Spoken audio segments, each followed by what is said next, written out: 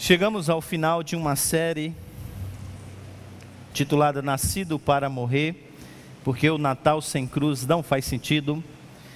E durante essa série nós propomos olhar para o nascimento de Jesus sem tirar o olho da sua obra na cruz, pensando nos efeitos dessa obra para as nossas vidas, para o mundo que nós vivemos. E olhamos a chegada do Rei. Percebemos como o nosso Rei se submeteu à lei do Senhor, obedeceu à lei do Senhor. Percebemos como o nosso Rei foi odiado e como as pessoas se voltaram contra o Rei. Vimos na semana passada que essa é uma realidade dentro de todos nós, porque há um ditador dentro de nós que se recusa a se prostrar diante do grande Rei. Uma das grandes dificuldades de nós recebermos a Jesus como sendo o Rei do mundo, reside no fato de que nós não queremos essa ideia de termos um Senhor, de alguém que de fato governa e reina sobre tudo e sobre todos. Por isso nós não queremos que um rival se levante no nosso lado e comprometa o nosso reinado. E nós sempre nos revoltamos quando a nossa vontade não é feita, o nosso reino não é estabelecido e o nosso nome não é glorificado. Mas ele veio para ser rei e para reinar. Quando ele entrou em Jerusalém, os povos cantaram: Hosana, Hosana ao Rei.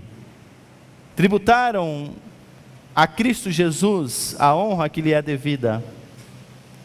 No entanto, hoje nós vamos olhar para um texto onde a coroação do rei ficará mais clara e melhor percebida. E veremos também as implicações dessa coroação do rei. Então, se você pegou o seu boletim, você viu que esse é o título da nossa mensagem. Alguns boletins aí saiu com o título errado, ficou ou coroação, mas é a coroação. Talvez um dos seus boletins aí, o boletim que você esteja na mão, tenha esse erro, mas o título correto da nossa mensagem nessa manhã é a coroação do rei. E eu convido então para que você abra a sua Bíblia em Apocalipse capítulo de número 5. Apocalipse capítulo de número 5.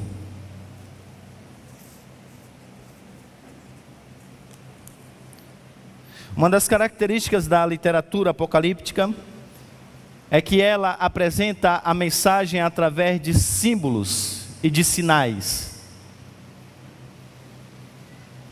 Aquilo que o autor quer dizer, ele diz não como um narrador diz.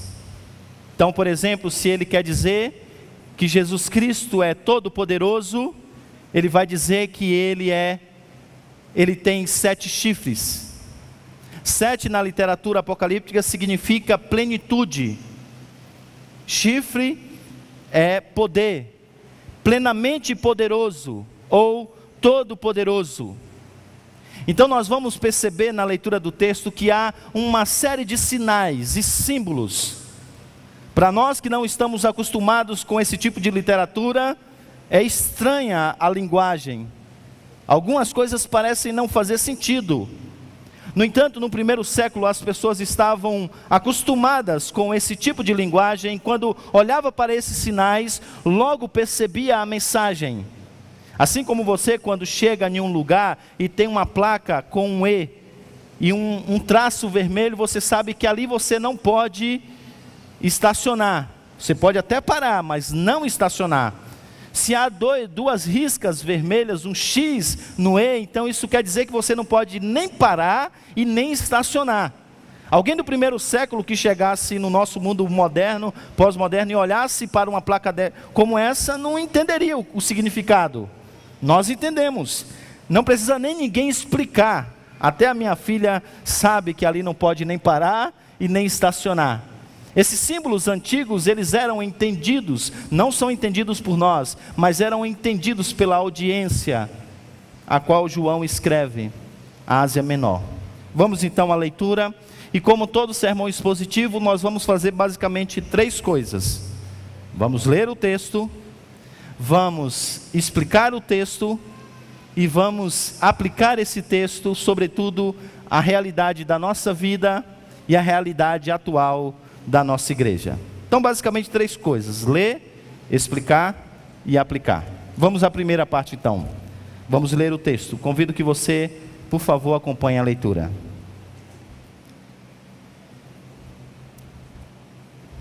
Então vi na mão direita daquele que está sentado no trono um livro em forma de rolo, escrito de ambos os lados e selado com 7 selos. Vi um anjo poderoso proclamando em alta voz: quem é digno de romper os selos e abrir o livro? Mas não havia ninguém, nem no céu, nem na terra, nem debaixo na terra, que pudesse abrir o livro ou sequer olhar para ele. E eu chorava muito, porque não se encontrou ninguém que fosse digno de abrir o livro e de olhar para ele.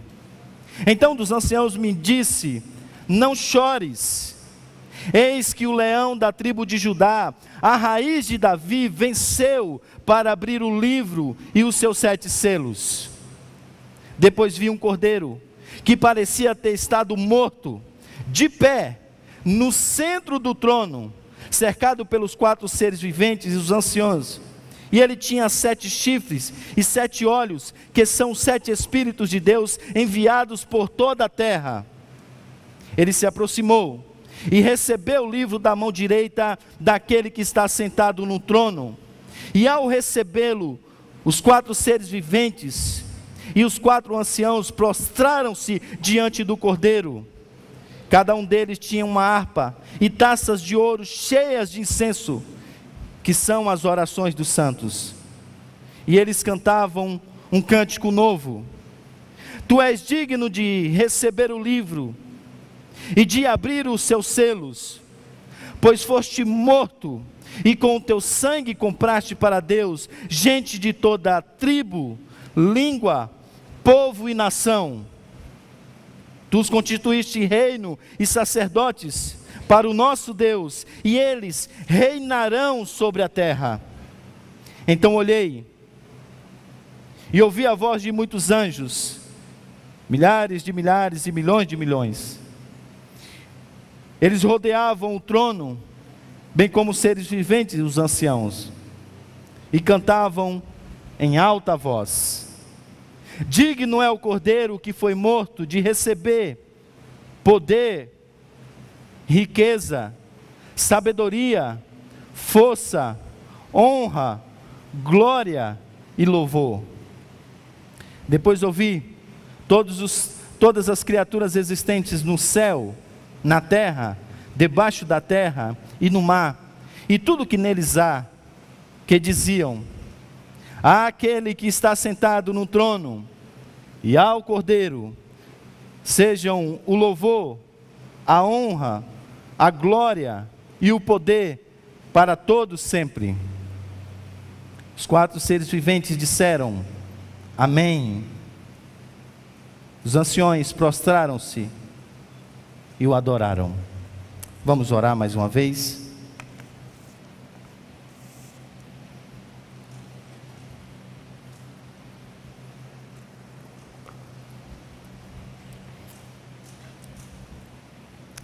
É teu povo, Senhor, aqui presente,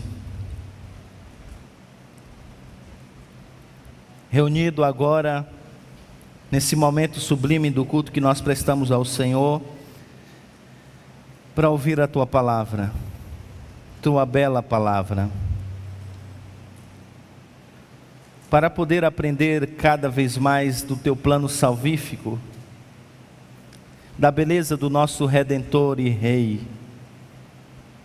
Ó Senhor, dá que nessa manhã sejamos conduzidos por Ti mesmo, a fim de perceber aquilo que já acontece no céu, para termos uma nova perspectiva da vida que vivemos nessa terra. Fala as nossas vidas, fala aos nossos corações. É o que nós te pedimos em nome de Jesus. Amém.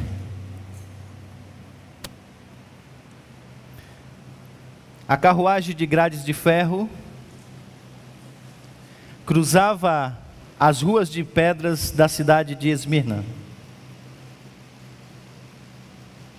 Cães latiam ferozmente enquanto acompanhava o cortejo.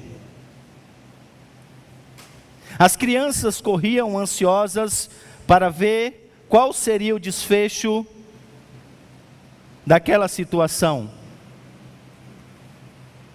Rostos sem nomes apareciam nas janelas da cidade enquanto via a caravana passar. Os carros pararam diante dos fortes muros da cidade. Os soldados descem. Um homem é tirado do carro e jogado no chão como se fosse um saco de lixo. A sua perna está machucada. Um outro carro então agora se aproxima e também para diante dos fortes muros da cidade. Pelo número de soldados, é uma pessoa importante do Império Romano. E de fato é o procônsul. Ele desce do carro. Ele se aproxima daquele prisioneiro. O pega pelo braço e o coloca de pé. E olhando nos seus olhos diz: você sabe, meu senhor, que o Império Romano não faz guerra com idosos. Então, para que a gente possa acabar com tudo isso, eu digo-lhe apenas uma coisa: amaldiçoe a Jesus e diga: César é o Senhor, e eu o libertarei, e eu o soltarei. Aquele homem, na maturidade da sua vida, com os seus cabelos brancos, olha nos olhos daquele procônsul e diz: eu não posso fazer isso. Eu não posso fazer isso. E ele disse: diga, Jesus é maldito. Amaldiçoe a esse Jesus e eu o soltarei. O homem mais uma vez se volta para o procônsul, olhando nos seus olhos, e diz: durante os meus 86 anos de vida, eu sempre servi a esse Jesus, e Ele nunca me desamparou, e Ele sempre esteve ao meu lado. Como eu posso então, em um momento como esse, negar o meu Senhor e Salvador? Eu não posso fazer isso. Eu não posso fazer isso. A ordem então é dada.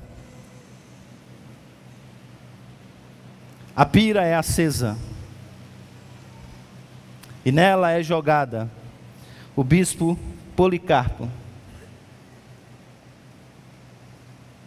O seu fim é o mesmo de um outro bispo, talvez da cidade de Pérgamo, chamado Antipas, que também, por não negar a Jesus, foi colocado dentro de um touro de bronze, que é conhecido na história como o touro vermelho, mas não porque ele era pintado de vermelho ou era produzido por algum material vermelho,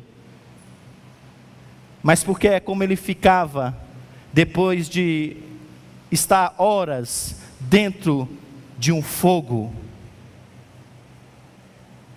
e ali jogado dentro daquele touro de bronze, avermelhado agora pelo calor, morria mais um bispo da igreja da Ásia Menor, Antipas. Eu fico a imaginar a agonia de alguém que está dentro de um touro cheio de água fervente, tentando se apoiar em algum lugar para escapar, e as mãos são queimadas. Alguns estudiosos dizem que havia apenas uma saída pelas narinas do touro desenhado, e os gritos saíam por isso de forma aguda.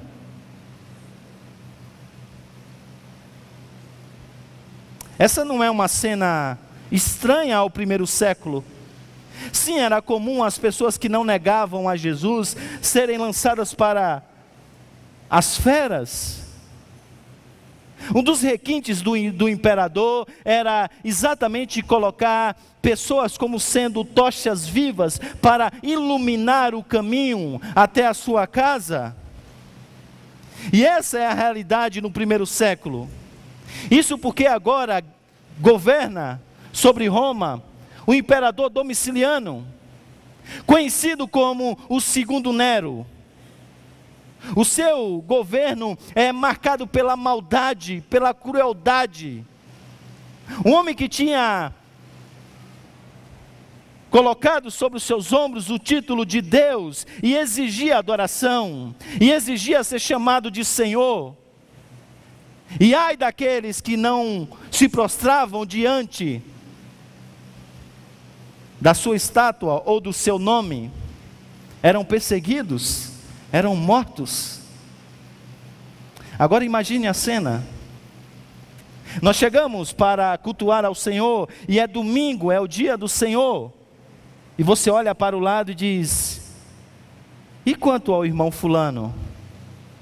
E alguém diz: você não sabe das últimas notícias? Ele foi entregue às feras, ele foi jogado na fogueira, ele se tornou uma tocha viva para iluminar o caminho do imperador. E as pessoas se reúnem para cantar e louvar a Jesus. Mas perceba que em uma situação tão cruel como essa, não é fácil manter a fé. Por isso há um ar de desespero e desesperança no ambiente da igreja. Será que vale a pena realmente seguir a Jesus? Alguns estão convictos disso e estão dispostos a, se possível, morrer por esse Senhor. Mas outros querem fugir desse sofrimento. Alguns que não eram de fato de Jesus, inclusive o negou. Alguns o negaram, abandonaram a Jesus. É nesse contexto de desesperança, de sofrimento, que o livro de Apocalipse é escrito. O objetivo principal desse livro é contar novamente a história da redenção, mas agora colocando o nosso Senhor e Salvador como sendo o centro da história, e mostrando como a história pode ser vista à luz da salvação, à luz da história da redenção. E o que acontece com João é que ele é tirado dessa dimensão, para poder olhar a história agora como um todo. É como se ele estivesse vendo o mundo de cima, e percebendo não apenas o seu contexto local, mas agora toda a história do mundo. E a fim de trazer consolo e esperança, João então apresenta isso que nós acabamos de ler, no capítulo de número 5. O texto começa então, falando da incerteza sobre a história. E ele diz: então vi na mão direita daquele que está sentado no trono, um livro em forma de rolo. Esse livro está escrito de ambos os lados. Isso quer dizer que ele está completamente escrito. Não há como você acrescentar nada a esse livro. Não há como puxar uma nota de rodapé. Não há como fazer algumas observações. Ele está plenamente escrito. É-nos dito então, além disso, que esse livro ele está de todo selado, com 7 selos. 7, mais uma vez, na literatura apocalíptica, significa plenitude. Isso quer dizer que esse livro está totalmente selado, totalmente lacrado. É-nos dito então que são 7 selos. E o que isso significa? Livro na literatura apocalíptica significa a história da humanidade. Livro selado significa história sem solução, pergunta sem resposta. Não se sabe o que vai acontecer, e essa é a situação a qual o povo está vivendo. De fato, nós vamos governar sobre esse mundo. Cristo virá para instaurar o seu reino. O que será de nós? O que será desse mundo? O que será da igreja de Cristo que está sendo dizimada? Há uma incerteza que paira no ar. E essa incerteza agora é apresentada de forma gráfica, da maneira como nós lemos. Será que de fato os gregos têm razão de que a história ela é cíclica, ela não tem uma meta, ela não tem um fim? Será que de fato nós vivemos governados pelo acaso, que não há ninguém que rege e que dirige essa história? Essa é a incerteza. A história está escrita, mas quem a governa? Quem a conduz? Nós não sabemos. O livro está escrito, mas ele está de todo selado. Versículo de número 2, então, uma pergunta perturbadora é levantada. Vi um anjo poderoso proclamando em alta voz: quem é digno de romper os selos e abrir o livro? Quem pode fazer isso? Versículo de número 3 apresenta em um primeiro momento que esse é um problema sem solução. E é nos dito, mas não havia ninguém, nem no céu, nem na terra, nem debaixo da terra, que pudesse abrir o livro ou sequer olhar para ele. A palavra capaz aqui significa uma habilidade para realizar algo, a autoridade necessária ou a permissão necessária para realizar alguma tarefa. E é nos dito que ninguém é capaz de fazer isso. Isso não é porque a pesquisa não foi feita em todos os lugares. Observe vocês que a pesquisa foi feita nos lugares mais imagináveis do universo. No céu, isto é, todas as criaturas celestiais. Na terra, isto é, governantes, cientistas, sociólogos, líderes religiosos. Debaixo da terra, isto é, potestades e principados, impérios das trevas. Em todos os lugares. Ninguém é achado como sendo capaz de pegar esse livro, de abrir esse livro e conduzir a história.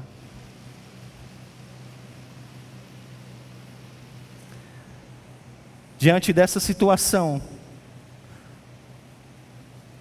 João se desespera. E o seu desespero é um retrato, é uma descrição imagética daquilo que o povo de Deus está passando nesse tempo. Dessa incerteza, dessa insegurança, desse desespero, desse medo, desse pavor. E o texto diz no versículo de número 4, e eu chorava muito porque não se encontrou ninguém que fosse digno de abrir o livro, nem sequer de olhar para ele. E eu chorava muito diante da impotência de saber como será a história, de saber o que será de nós, o que será das nossas vidas, o que será da nossa comunidade, o que será da nossa igreja. E quando o desespero parece que ia tomar conta da sua vida, é nesse momento que então vem a palavra de esperança, uma solução que vem de fora da realidade. Veja, é o rei prometido, é um menino que nasceu lá em Belém, é um menino que nós vemos estudando durante todo esse mês de dezembro. Diz João então que o anjo se aproxima, então o Senhor se aproxima dele e diz: não chores. Palavra de consolo, palavra de esperança, não chores. Por quê? Porque eis que o leão da tribo de Judá, a raiz de Davi, ele venceu para abrir o livro e os seus 7 selos. Leãozinho é a maneira como Jacó chamou seu filho Judá, quando foi abençoá-lo antes da sua morte. E aqui então nós temos o aspecto amplo da promessa. Deus disse que por meio de Judá, Ele traria um rei, alguém que iria governar a história, alguém que iria escrever a história, alguém que teria o governo nas suas mãos, como cantou Maria. E agora João está dizendo, esse menino é esse rei. Agora, para que você entenda quem de fato ele é, e para que ele se identifique ainda mais com a promessa, ele diz, ele não é apenas o leão da tribo de Judá, mas ele é da raiz de Davi. Leia a história da redenção e você vai perceber que depois de Davi não se levantou um rei que se comparava que pudesse se comparar a ele. Leia a história da redenção e você vai perceber que depois da família de Davi, ninguém mais se assentou no trono de Israel como deveria se assentar. Mas leia a história da redenção e você vai perceber nas profecias, nos salmos, de capa a capa, a promessa de que viria um rei que governaria sobre tudo e sobre todos. E agora é nos dito que esse rei, ele chegou. É nos dito que esse rei, ele já é uma realidade. E João então continua agora descrevendo esse rei vitorioso, versículo de número 6. Depois vi então um cordeiro que parecia ter estado morto. A tradução aqui não é muito boa. A melhor tradução aqui é um cordeiro que foi assassinado. Não apenas que tem a aparência de morto, mas que de fato morreu, que foi assassinado. E agora esse cordeiro, ele está de pé. Consegue perceber uma coisa? Ele vai da morte para a ascensão de Jesus. Em um momento Jesus está morto em uma cruz, em outro momento ele já está à destra do Pai, ao lado do trono. Não há menção da ressurreição. E por que não? Porque ele quer focar exatamente no aspecto da morte de Jesus, que lhe dá então a dignidade de reivindicar o seu reino. É porque ele morreu, porque ele é o que ele fez, que agora ele é digno, como veremos, de reinar sobre tudo e sobre todos. É nos dito então que ele está de pé no centro do trono. A imagem é de o rei, e que se apresenta alguém diante desse rei, e o rei primeiro é o Criador, o que se apresenta é o Redentor. E nessa cena, o foco vai então para o nosso Salvador. E veja a descrição dele. Ele está cercado pelos 4 seres viventes, também pelos anciãos. E é-nos dito que ele então tinha 7 chifres. Essa é uma maneira de mostrar que ele tem todo o poder. Ele também tem 7 olhos, que são os Espíritos de Deus, enviados por toda a terra. Em um primeiro momento, essa é uma descrição da sua onisciência. Ele sabe todas as coisas, ele conhece todas as coisas. Consegue perceber a esperança e o consolo? É como se João tivesse agora se aproximando da sua audiência e dissesse: você acha que ele não vê o que Domiciliano faz? Você acha que ele está alheio ao seu sofrimento? Mas a maneira como João apresenta não é apenas que ele conhece, não é apenas uma habilidade que está ligada ao seu intelecto. O fato dele ser onisciente, isso diz que ele se coloca ao lado do seu povo. E é isso que João está dizendo, que ele está ao lado do seu povo. Ao lado do seu povo. E ele está vivo. As pessoas estavam pensando se valia a pena morrer por esse Jesus. E ele diz: eu morri, onde é que eu estou? de pé, como alguém vitorioso. E é uma mensagem que de fato vale a pena morrer por ele. Vale a pena seguir o seu exemplo. Porque ele venceu, nós também seremos mais do que vencedores. E ele então é colocado como estando de pé. É uma ação de poder. No meio do trono, ele então é aquele que tem autoridade. E sua autoridade então agora é descrita nos próximos versos. Leve os seus olhos até os versos de número 7 a 10. Ele se aproxima. E ele recebe então o livro da mão direita daquele que está sentado no trono. Em breve nós teremos a ordenação do diácono Neto. E nessa cerimônia uma das coisas que irá acontecer é que depois das promessas os presbíteros vão impor as mãos sobre o nosso irmão. Isso é transmissão de autoridade, um ato simbólico de transmissão de autoridade. O que nós temos aqui é muito mais que isso, porque não é um ato simbólico de transmissão de autoridade de Cristo para os seus oficiais para servir a igreja. O que temos aqui é uma real transmissão de autoridade. O que temos aqui é o Pai, aquele que é o Rei, o Criador, passando para o seu Filho o governo de toda a história. E é nos dito então que agora ele recebe esse livro. Lembre-se, livro é história da humanidade.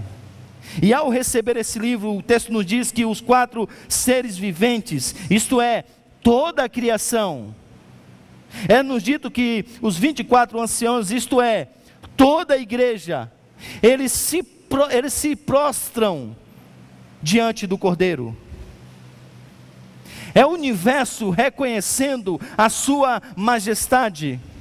É nesse ato de coroação do rei, as pessoas de fato reconhecendo que ele é rei e o seu governo, reconhecendo a sua majestade e a sua grandeza. O versículo de número 9 então diz que eles cantavam um novo cântico, e o cântico diz: tu és digno, tu és digno. Essa palavra é importante nesse texto escrito por João. O que João quer deixar bem claro, que o que Jesus está recebendo agora, a coroa que está sendo colocada sobre sua cabeça, o governo da humanidade que está sendo colocado sobre os seus ombros, isso é fruto de uma reivindicação da própria divindade para o Filho. E ele não recebe essas coisas como um ato de um negócio político, de uma barganha. Não. Ele recebe essas coisas porque ele é digno, porque ele é o que é, e ele fez o que ele fez. Ele é digno de receber agora o livro nas suas mãos. Ele é digno e ele é capaz, ele tem as credenciais necessárias para tomar esse livro nas mãos e abrir esse livro e conduzir a história e dirigir a história. Ele precisava ser judeu para ser rei dos judeus, e ele é da linhagem de Davi, ele é o leão da tribo de Judá. Ele precisava ser perfeito, e ele foi perfeito, e é perfeito. Ele precisava obedecer à lei, e ele obedeceu à lei. Ele precisava morrer na cruz como sacrifício eterno, uma vez por todas, e ele fez. E agora, pelo que ele fez, ele se coloca no posto de alguém que tem todas as credenciais e que é digno de fazer o que tem que fazer, que tem a capacidade necessária para fazer o que ele tem que fazer, isto é, governar todo o universo. Versículo de número 10 diz então: ainda no versículo de número 9, diz que ele então abre o livro, e ele é digno porque ele foi morto, e com o seu sangue ele comprou para Deus gente de toda tribo, língua, povo e nação. Isto é, agora todo o universo se rende ao rei, e esse rei então constitui agora esse povo como reino e sacerdotes para Deus, e diz que eles reinarão sobre a terra. Aqui há aquelas velhas palavras do já e ainda não da teologia, mas o foco do apóstolo João não é pensar no ainda não, é pensar que isso já é uma realidade. O reino de Deus já é uma realidade, e nós já fazemos parte desse reino, mas o reino de Deus será uma realidade plena no futuro, e é para lá que os nossos olhos devem se voltar. Por isso que ele é levado ao céu, para olhar a história agora nessa dimensão. Se vale a pena morrer por Jesus? Ou se vale? É isso que nós vamos herdar por causa do nosso Senhor. Faremos parte do seu reino, seremos sacerdotes, viveremos com Ele, em um corpo transformado e glorificado, sem as marcas das chamas, sem a dor de sofrer queimadura de não sei quantos graus. O que é a morte diante dessa vida? Não é nada. Se vale a pena servir a Jesus e até mesmo morrer por Ele, João diz, sim, vale. Sim, vale muito a pena. Muito a pena. E agora o cântico mostra um estrondoso louvor que fecha essa grande cena. Versículo de número 11 diz, então olhei e ouvi a voz de muitos anjos, milhares de milhares e milhões de milhões. Eles estavam, diz o texto, ao redor do trono, assim como os seres viventes, os anciãos, eles estavam ali ao redor do trono. Então perceba a descrição da cena. É como se fosse um filme, e o foco está no rei, no Redentor e no livro. O rei se apresenta, o Criador de todas as coisas passa o governo para as suas mãos. É mostrado o quanto ele é digno em um discurso de posse. E agora a câmara abre, e percebe que ao redor do trono há muita gente que começa a cantar e louvar, e bem dizer, o número é enorme, são milhares de milhares e milhões de milhões, é mais gente no céu do que você imagina.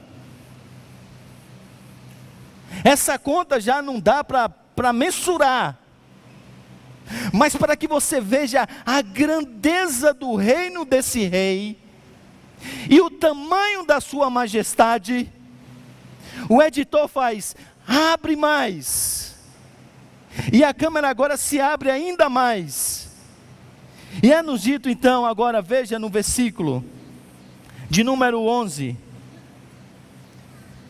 versículo de número 13, melhor dizendo, diz assim, depois disso ouvi que todas as criaturas existentes aonde? No céu, e depois, debaixo da terra, e depois, na terra, e depois, debaixo da terra, e depois, no mar, e para que não reste dúvida, é como se a câmera abrisse o máximo que ela pode, e dissesse finalmente, e tudo que neles há, e tudo que neles há.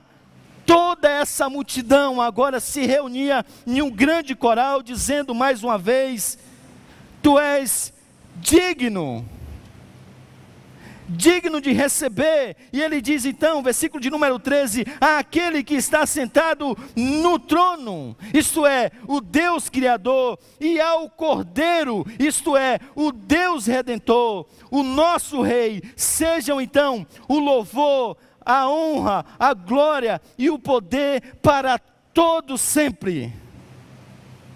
Para todos sempre.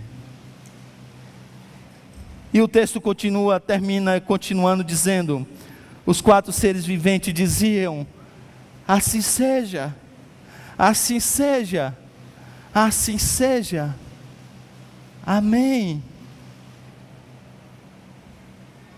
A criação então agora se prostra diante do Redentor, e os anciãos prostram-se também e o adoram.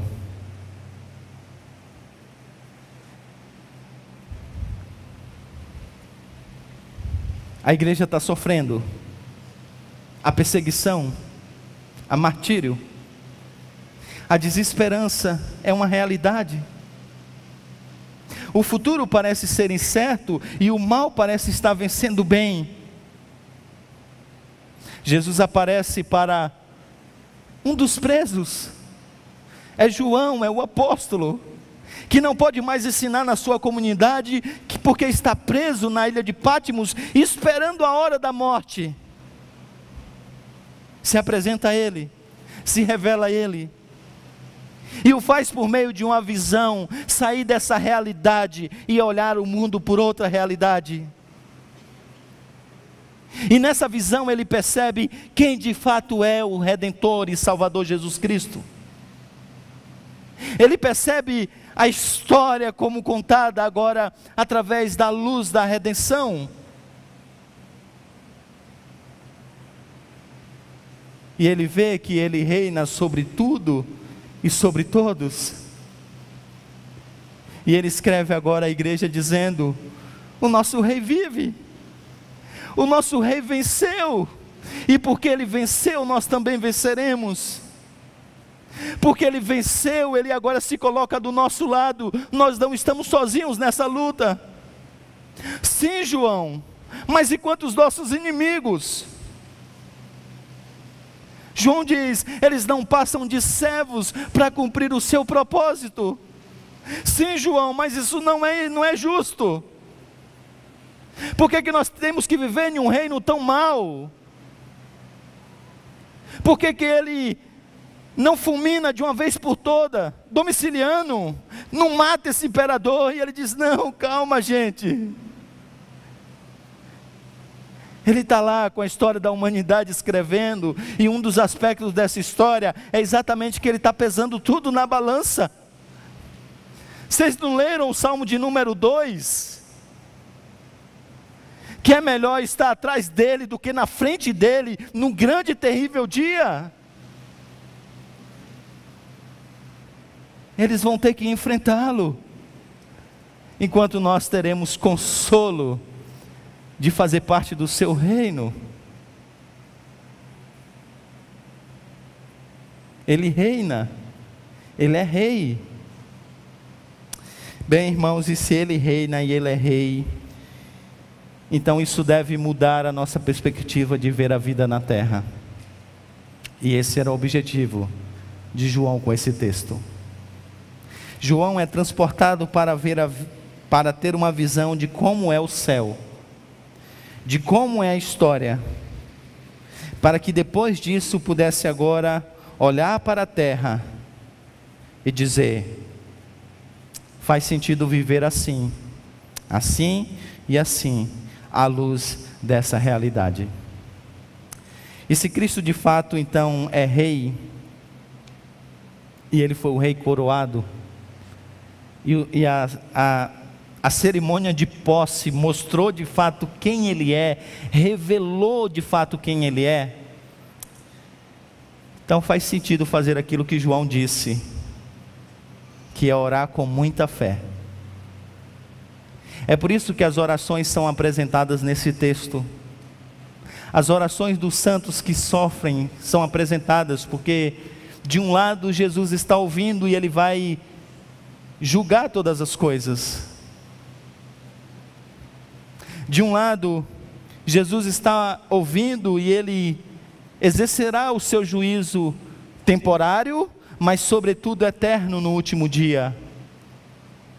Mas as orações também são ouvidas, porque quando você fala com o Redentor, quando você ora, você está falando com aquele que de fato tem a história da humanidade em suas mãos. É alguém que realmente pode e é capaz de governar a situação. Você não fala com Deus que tem ouvido, mas não ouve, que tem olhos, mas não vê, que tem boca, mas não fala. Você fala com o Rei dos Reis e Senhor dos Senhores. Final de ano é um tempo de incerteza, né? Ainda mais no mundo que nós vivemos e no país que nós vivemos. O que será da minha empresa no ano que vem? O que será do meu emprego no ano que vem? O que será da minha família no ano que vem? O que será do Brasil no ano que vem? O que será da igreja no ano que vem? O que será da minha vida no ano que vem? O que será da minha saúde no ano que vem?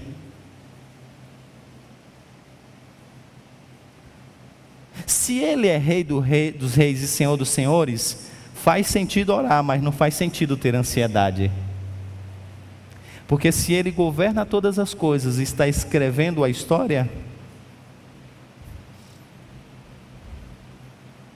então é só viver e entregar o resto para Ele. Então essa é a minha dica para 2019. Em 2019, não se preocupe com nada, ore sobre tudo. Em 2019, não se preocupe com nada, ore sobre tudo. Nós temos uma série de preocupações, mas uma das coisas que eu aprendi estudando o livro de Apocalipse é que existe alguém que está mais preocupado do que a gente.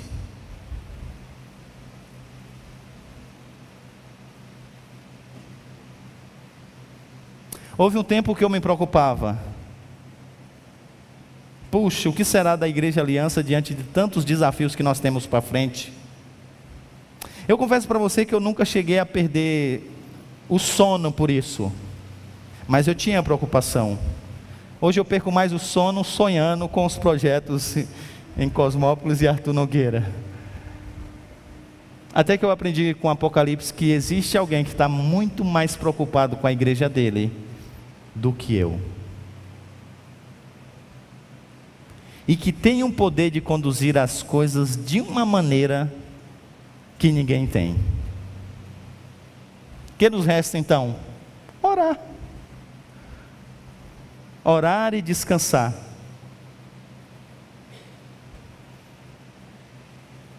Orar e descansar.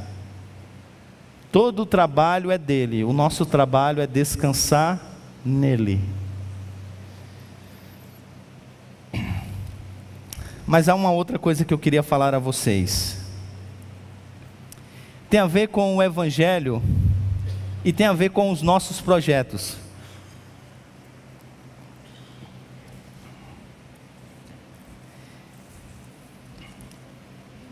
Nesse texto, Jesus é apresentado como sendo o grande Salvador. Alguns atributos são apresentados à sua pessoa e a sua obra é descrita.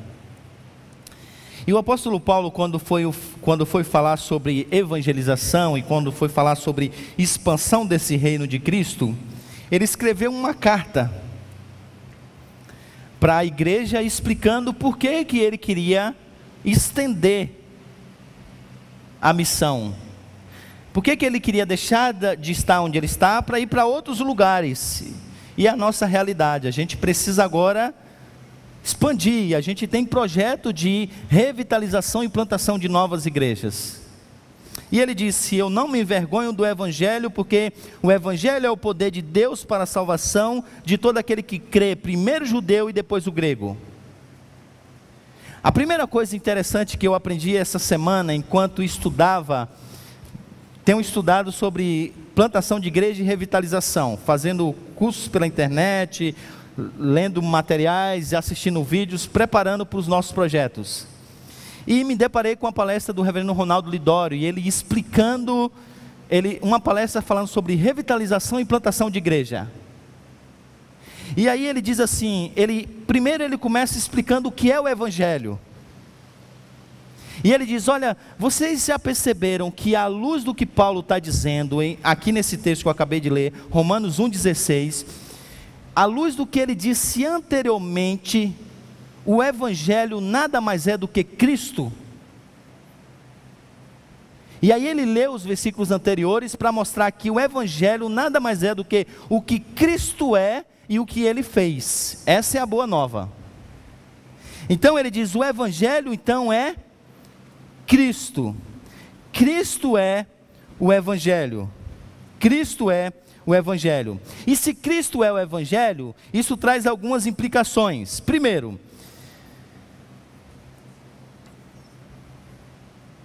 a primeira coisa é que o Evangelho jamais vai ser derrotado.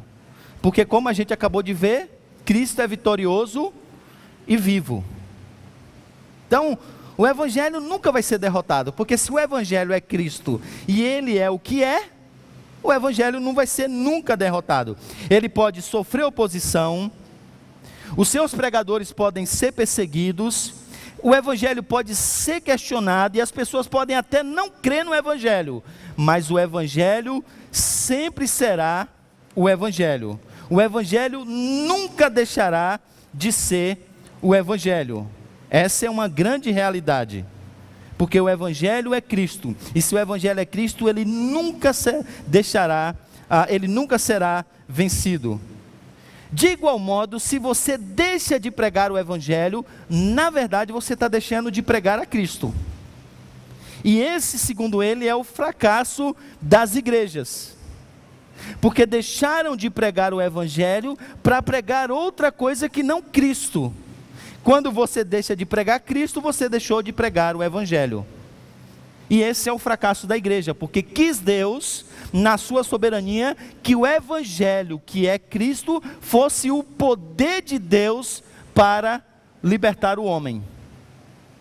Por isso que o texto apresenta a obra de Cristo, porque ele morreu e com o seu sangue ele comprou gente de todas as tribos, de todas as línguas, e um dos atributos dado a Cristo é que ele tem 7 espíritos.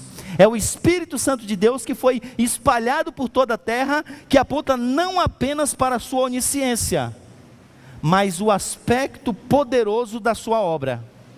Lembre-se que foi o Espírito que veio sobre o nosso Salvador e o capacitou para que ele pudesse realizar o seu ministério. Esse mesmo Espírito agora é derramado sobre a sua igreja e capacita a sua igreja na pregação do Evangelho, que é Cristo. Que é Cristo.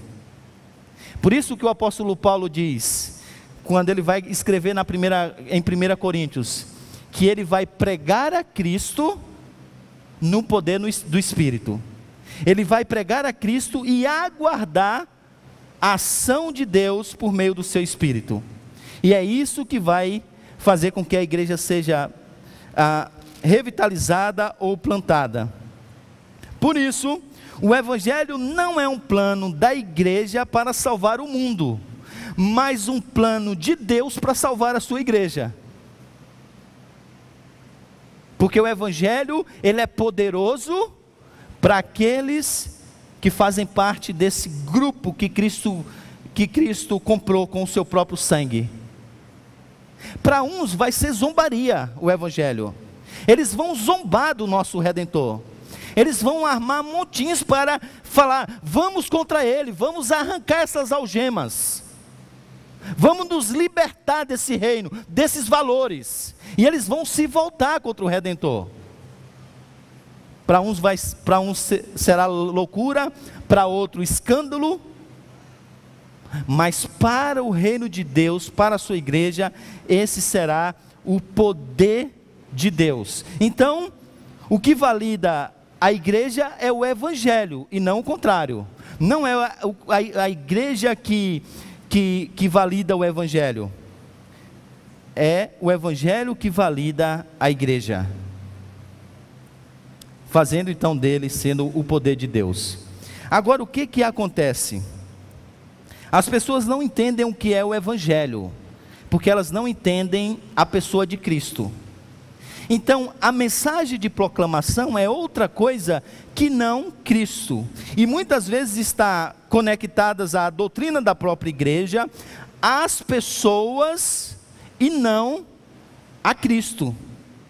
Por isso que na revitalização e na plantação, o trabalho não é poderoso, no sentido de ter o efeito, porque não tem Cristo. E aí ele diz uma coisa, aí assim, tudo isso é para aplicar no que ele queria ensinar as pessoas que vão trabalhar com plantação e revitalização de igreja. Por quê? Hoje, quando a gente vai falar de plantar e revitalizar a igreja, normalmente se divide em dois grupos, de modo geral. Aqueles que acham que o papel fundamental na revitalização e na plantação da igreja está num obreiro. Há um modelo de revitalização de igreja, por exemplo, no nosso país, que o obreiro ele passa por uma série de testes para ver se ele tem o perfil de plantador, de revitalizador. E se não tem um obreiro que tem esse perfil, o trabalho não vai ser bem sucedido. Gente, eu não quero dizer que não é importante a pessoa do líder. Sim, tem igreja que passa muita dificuldade por causa do líder que tem. Mas em última instância, não é o líder. A outra coisa é agora a gente vai revitalizar uma igreja ou plantar uma igreja dentro de um modelo de igreja para o mundo que nós vivemos. Então a gente vai fazer uma pesquisa do mundo, da região, das pessoas, do que elas gostam de comer, do que elas gostam de cantar, de como elas gostam de se divertir, como é a nossa cultura, e depois dessa análise cultural, nós vamos fazer um projeto, que agora esse modelo de igreja, plantado ou inserido em uma revitalização, dará certo. E aí, é isso que é apresentado. Então, por exemplo, já perguntaram assim, vocês poderiam colocar a Igreja Presbiteriana Aliança em Cosmópolis. Mas por quê? Vocês têm uma marca muito forte por causa da internet. Falei, não, nesse sentido não, pode até colocar. Pode até colocar o nome, a princípio isso provavelmente não vai acontecer, mas por isso não. Não, a gente agora tem um modelo de ser igreja, e isso é que vai fazer a diferença. Não, gente, mais uma vez, eu não estou dizendo que ter um culto como a gente entende que é um culto que agrada a Deus, um culto centrado na pregação expositiva, focado na pessoa do nosso Redentor, pessoas que são treinadas para fazerem isso, liderança forte, eu não estou dizendo que isso não é importante, mas esse não é o cerne. Porque o poder de Deus está no Evangelho, que segundo o apóstolo Paulo, é Cristo. É Cristo. E se a gente entende isso, a gente faz só o que a gente tem que fazer: pregar o Evangelho e descansar na obra do Espírito Santo, que foi espalhado por toda a face da terra, para trazer aqueles que são do Senhor.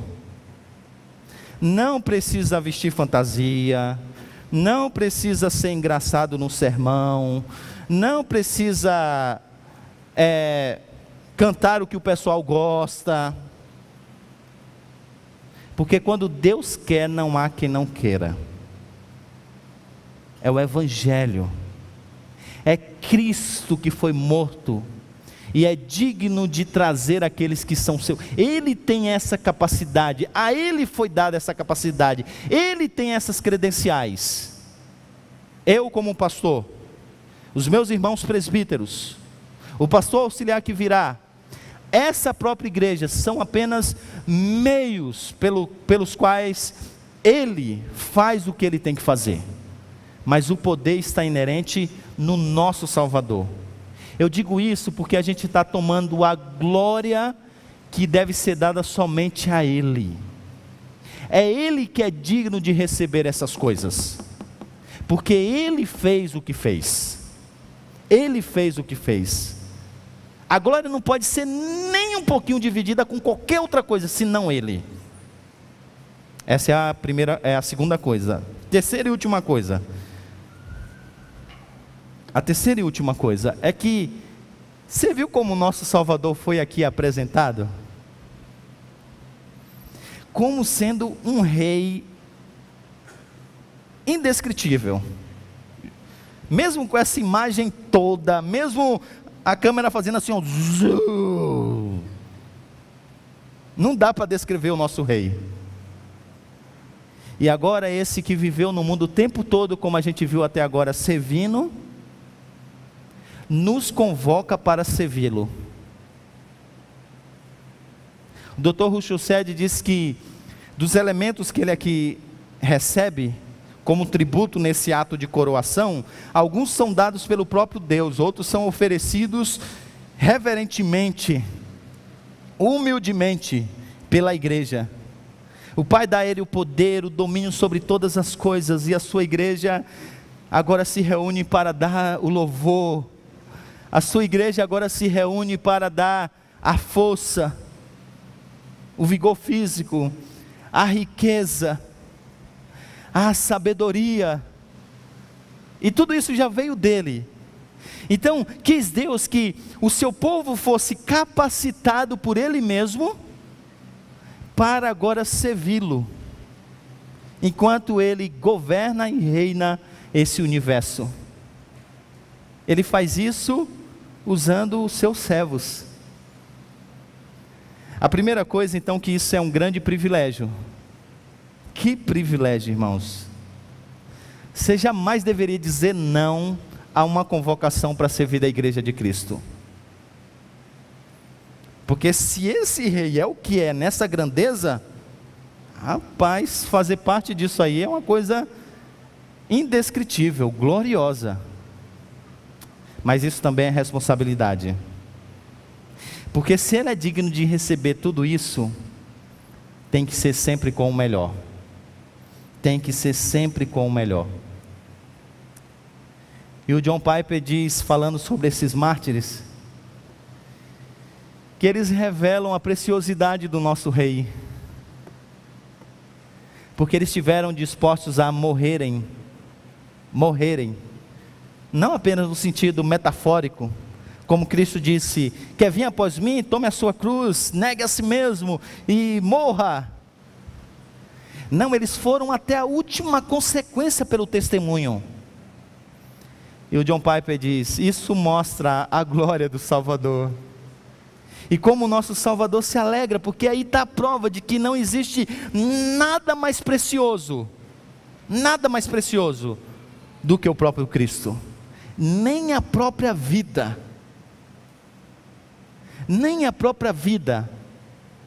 é mais preciosa do que Cristo para essas pessoas que nós descrevemos na introdução desse sermão.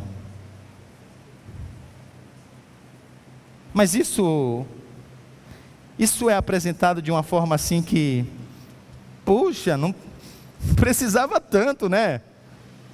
Daí, ter que morrer por causa de uma causa. O cântico diz: Ele é digno de receber. Ele é digno de receber. Ele é digno de receber. Pelo que Ele fez, pelo que Ele é. Ele é digno de receber. Por isso que Jim Elliot, quando depois de ter morrido, entregando a sua vida no campo missionário, antes disso ele tinha escrito: não é tolo aquele que dá o que não pode perder para ganhar. Não é tolo aquele que dá o que não pode manter para ganhar o que não pode perder. Ele é digno. Ele é digno. Ele é digno. E se Ele é digno, então não basta apenas gostar dEle, temos que adorá-lo, temos que servi-lo. Vamos ficar de pé? Vamos cantar o cântico que fala dessa grandeza e dessa realidade do nosso Jesus como sendo o nosso Salvador. Alguém que possa se comparar com o nosso Rei? Não pode. A gente encontra consolo, abrigo, força? Sim, a gente encontra todas essas coisas no nosso Salvador. Por isso, com todo o nosso ser, com tudo que somos, vamos sempre adorar ao nosso Deus, pelas suas ricas promessas. Vamos adorar ao nosso Deus, porque tem cuidado de nós.